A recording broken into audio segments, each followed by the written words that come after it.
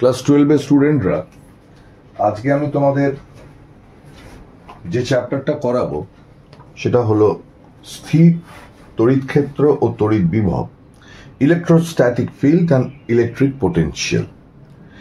এই electrostatic field এবং electric পোটেনশিয়ালের মধ্যে আজকে যতটুকুনি করাবো সেটা হচ্ছে কুলম্বস ল। এসআই এবং সিজিএস সিস্টেমে এই কুলম্বস ল এর ফর্ম কি হয়, কে কি বা কের ভ্যালু কি, রিলেটিভ পারমিটিভিটি কি, এইগুলো নিয়ে আমরা একদম প্রাথমিক আলোচনা করব। তো সবার প্রথমে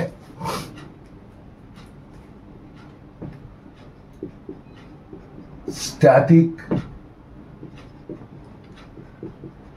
electric field and electric potential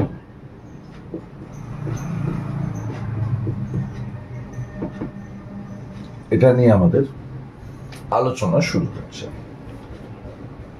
সর্বপ্রথম যেটা আমরা বলে শুরু করছি যে ইলেকট্রোস্ট্যাটিক, স্ট্যাটিক ইলেকট্রিক বা ইলেকট্রোস্ট্যাটিক স্থির তড়িৎবিদ্যা, স্থির তড়িৎবিদ্যা এর অত্যন্ত গুরুত্বপূর্ণ বিষয় হচ্ছে চার্জ। চার্জ চার্জ বা আধান,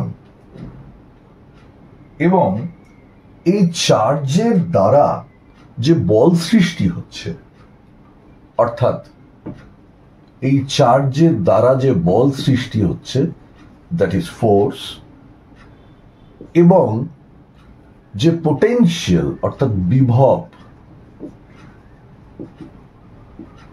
পোটেনশিয়াল, সেইটা নিয়ে আমাদের আলোচনা। আমাদের লক্ষ্য কি থাকবে, আমরা কি কি বিষয় নিয়ে ধারণা করব। Number 1, conceptual clarity. Conceptual clarity যেটা হচ্ছে ধারণাগত স্পষ্টতা।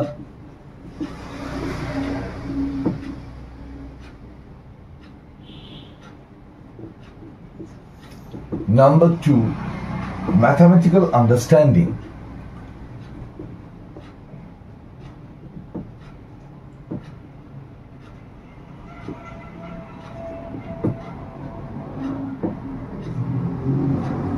গাণিতিক অনুধাবন। এবং তৃতীয়, প্র্যাকটিক্যাল এক্সাম্পলস।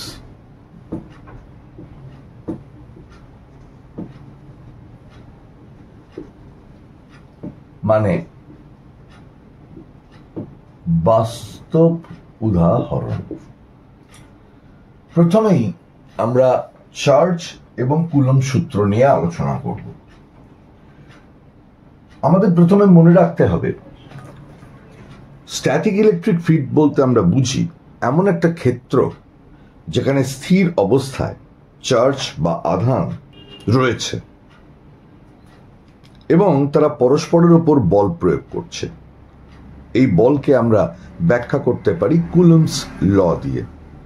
তাহলে আমাদের প্রথমেই মনে রাখতে হবে যে স্ট্যাটিক ইলেকট্রিক ফিল্ড বলতে আমরা বুঝি এমন একটা ক্ষেত্র, এমন একটা তড়িৎ ক্ষেত্র যেখানে আধান বা চার্জ স্থির অবস্থায় রয়েছে, চার্জ পার্টিকেলরা স্থির অবস্থায় রয়েছে এবং তারা একে অপরের ওপরে বল প্রয়োগ করছে। সেই বলকে আমরা কুলম্বস ল দিয়ে ব্যাখ্যা করতে পারি।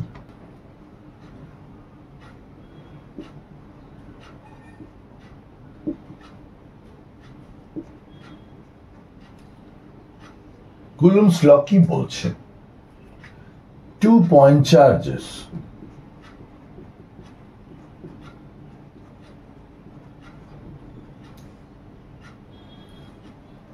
Q1 and Q2 separated by a distance R exert a force F on each other given by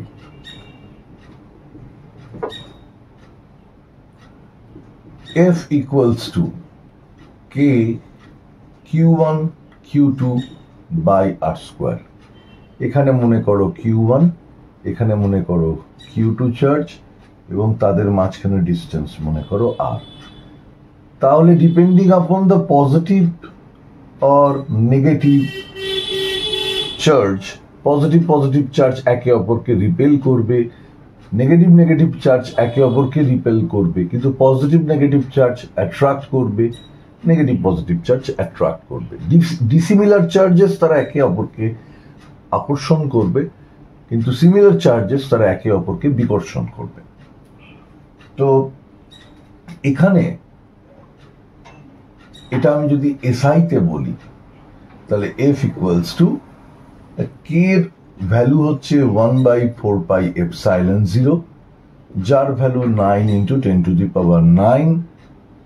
Newton metre square by coulomb square. তার মানে এই ফর্মুলাটাই হয়ে দাঁড়াচ্ছে, কে এর জায়গায় আমি লিখতে পারি 1/4πε0 Q1 Q2 by R square, অথবা 9 × 10⁹ Q1 Q2 by R square.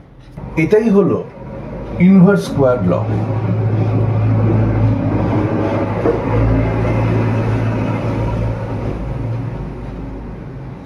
Inverse square ল। এই যে ফোর্সটা তার আগে বলার দরকার আছে যে এই মুহূর্তে এই দুটি বিন্দু আধান বা চার্জ পার্টিকেল তারা বায়ু মাধ্যমে রয়েছে, বায়ু মাধ্যম বা এয়ার মিডিয়াম বা শূন্য মাধ্যম তাতে রয়েছে। এই ফোর্সটা অ্যাট্রাকটিভ হতে পারে, রিপালসিভ হতে পারে, সেটা আমি একটু আগেই বলেছি, সেটা চার্জের ধরনের ওপর, চার্জের প্রকৃতির ওপর নির্ভর করছে। এই জিনিসটা, এই যে কুলম্বস ল, এটা কিন্তু এসআই পদ্ধতিতে, আর সিজিএস পদ্ধতিতে কুলম্বস ল কি হবে? এয়ার মিডিয়ামে কে এর ভ্যালু হয়ে যায় 1, অ্যাকচুয়ালি শূন্য মাধ্যমে 1 আর বায়ু মাধ্যমে গিয়ে এটার ভ্যালু হয় 1, এইরকম একটা ভ্যালু আসে, ফলে they are very close to each other. তাই জন্য সিজিএস সিস্টেমে এই কে এর ভ্যালু কিছু থাকে না, F equals to Q1 Q2 by R square হয়ে যায়। এসআই সিস্টেমে গিয়ে ফর্মটা এরম হয়, সিজিএস সিস্টেমে গিয়ে ফর্মটা অত্যন্ত সরল ফর্ম হয়ে যায়। ঠিক আছে, সিজিএস পদ্ধতিতে Q1 বা Q2 এর যে একক হয় সেটা হয় ইএসইউ চার্জ, এর একক মানে ইএসইউ আধান আর কি, চার্জের জায়গায় আধান বাংলায়। আর এসআই সিস্টেমে এই চার্জের একক হয় কুলম্ব। ঠিক আছে, তার মানে সিজিএস সিস্টেমে চার্জের একক হচ্ছে ইএসইউ আধান বা ইএসইউ চার্জ, আর এসআইতে গিয়ে হচ্ছে কুলম্ব। এসআই সিস্টেমে কে এর ভ্যালু গুরুত্বপূর্ণ 1/4πε0, যার ভ্যালু হচ্ছে 9 × 10⁹, ইউনিটটা মাথায় রাখবে, newton metre square per coulomb square. কিন্তু সিজিএস সিস্টেমে এই কে এর ভ্যালু কিন্তু 1, অবশ্যই যদি তাদের এয়ার মিডিয়ামে বা বায়ু মাধ্যমে রাখা হয়, এবং এক্ষেত্রে এটা কিন্তু ডাইমেনশনলেস, মাত্রাবিহীন। আমরা এবার তোমাদের সামনে যে আলোচনাটা করব সেটা হচ্ছে কেটা কি, কে জিনিসটা কি, কে। এই যে কে আমরা লিখছি, কোথায় লিখছি? F equals to K Q1 Q2 by R square, তারপরে লিখলাম K equals to 1/4 pi epsilon 0, তারপর সেটার ভ্যালু লিখলাম, তাই না? এই কেটা কি, এই কেটা কি, what is K? What is K? K হলো একটা প্রপোর্শনালিটি কনস্ট্যান্ট, যেটা আমরা কুলম্বস লতে ব্যবহার করি। কে এর ভ্যালু, কে এর মান নির্ভর করে নাম্বার 1 মাধ্যম বা মিডিয়াম যার মধ্যে চার্জটা রয়েছে, যার মধ্যে আধান বা চার্জ রয়েছে। দ্বিতীয় নম্বর হচ্ছে system of units, system of units মানে সেটা এসআই না সিজিএস। যদি এসআই সিস্টেম হয় তাহলে এই কে এর ভ্যালু হয়ে যাচ্ছে 1/4 পাই এপসাইলন 0। আবারও বলছি, সেক্ষেত্রে কিন্তু মাধ্যমটা হচ্ছে বায়ু মাধ্যম। 4 পাই এপসাইলন 0, তার মানে 9 × 10⁹ newton metre square per coulomb square. বারবার করে এটা তোমাদের সামনে বলছি। এখানে একটা জিনিস হলো এই এপসাইলন 0, এই যে একে এপসাইলন বলা হয়, এপসাইলন, এপসাইলন। এই এপসাইলনকে বলা হয় permittivity of free space, permittivity of free space. আর সিজিএস সিস্টেমে এই কে এর ভ্যালু তো 1 in vacuum or in air। বারবার করেই বলে দিচ্ছি, মানে কে এর মানেটা কি, কে এর কনসেপশনটা কি? কে এর কনসেপশন হচ্ছে কে বলে দেয়, কি বলে দেয়? এই যে ইলেকট্রোস্ট্যাটিক ফোর্স, তা কতটা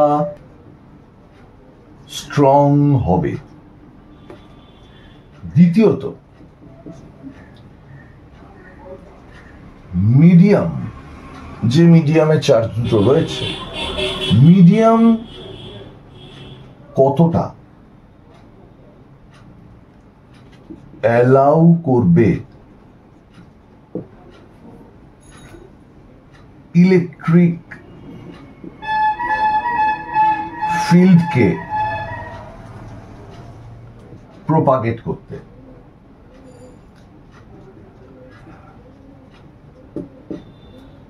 তাহলে কি আমি এখানে যে কেটা ইউজ করছি, সে কেটা কি করবে? সে কেটা বলে দেবে যে ইলেকট্রোস্ট্যাটিক যে ফোর্স এফ, সেটা কতটা স্ট্রং হবে, আর মিডিয়াম কতটা অ্যালাউ করবে এই ইলেকট্রিক ফিল্ড তাকে প্রপাগেট করতে। আমরা ডাইইলেকট্রিক কনস্ট্যান্ট নিয়ে একটু আলোচনা করব। ডাইইলেকট্রিক কনস্ট্যান্ট, বা এটাকে রিলেটিভ পারমিটিভিটি বলা হচ্ছে।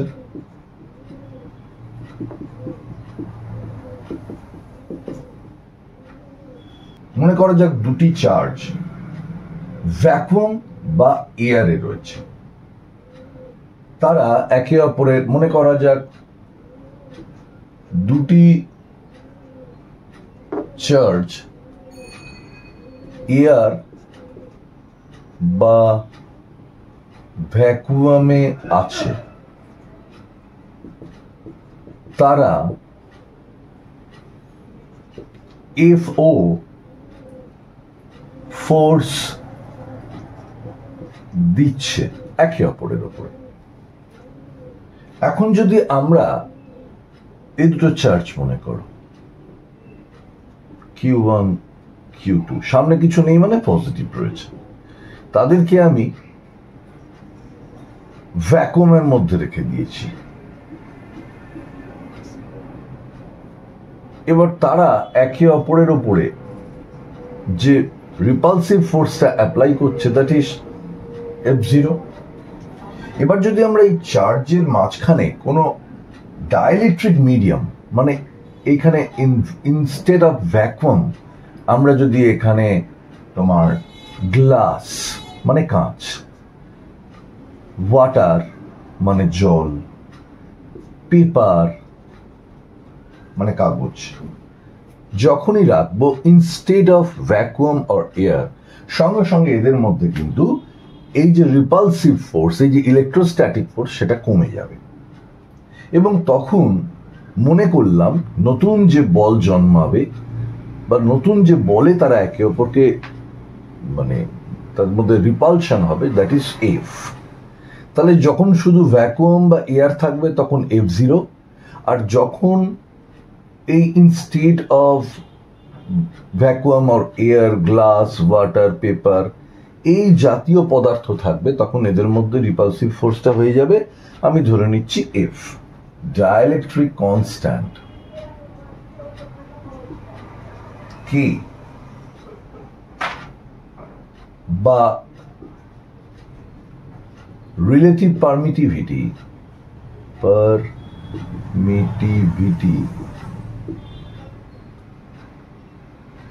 অর এটাকে আবার এপসাইলন আর বলেও কিন্তু চিহ্নিত করা হয়, হলো ডাইইলেকট্রিক কনস্ট্যান্ট কে, যেটা রিলেটিভ পারমিটিভিটি, যাকে আমি এপসাইলন আর হিসেবেও ডিনোট করতে পারি, হলো ভ্যাকুয়ামের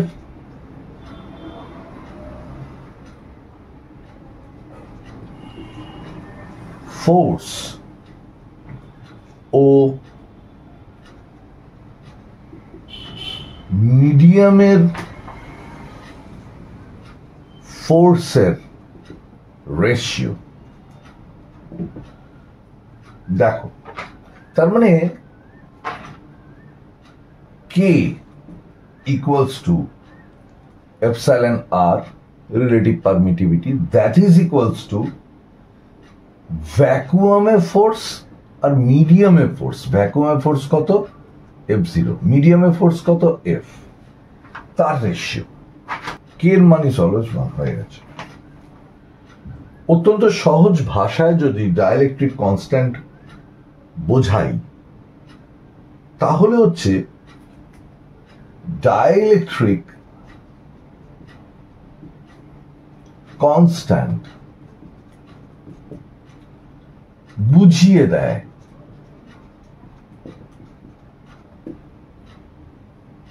কোন মিডিয়াম কতটা ভালো করে ইলেকট্রিক ফিল্ড